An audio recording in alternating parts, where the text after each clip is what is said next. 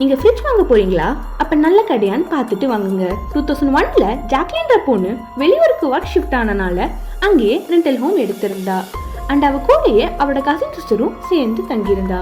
Fridge இருந்தா use ஆகும்னு ரொம்ப ரேட் கம்மியா இருக்கிற கடையை தேடி வாங்க போனாங்க. பிடிச்ச மாதிரியே ஒரு ஃப்ரிட்ஜை ரேட் கம்மியாகவும் வாங்கிட்டு வந்தாங்க. ஜாக்லினுக்கு ஒர்க் இருந்தனால கசின் கிட்ட ஃப்ரிட்ஜ் டெலிவரி பண்றப்ப பார்த்து வாங்கி வைன்னு சொல்லிட்டு கிளம்புனா. ஈவினிங்கா ஜாக்லின் வீட்டுக்கு வந்தப்ப வீடே செம்மையா ஸ்மெல் அடிச்சிச்சு. அதுவும் ஃப்ரிட்ஜ் கிட்ட ரொம்ப அதிகமாவே இருந்துச்சு.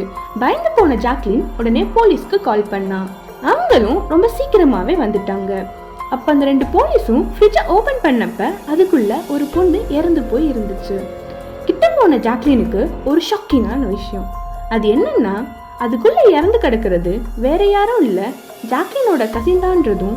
இதை விட பயங்கரமான விஷயம் என்னன்னா, வந்தவங்க போலீஸ் மாதிரி வேஷம் போட்டு வந்த ஃப்ரிட்ஜ் டெலிவரி பாய்ஸ்ன்றதும். அப்போ ஜாக்லினோட நிலைமை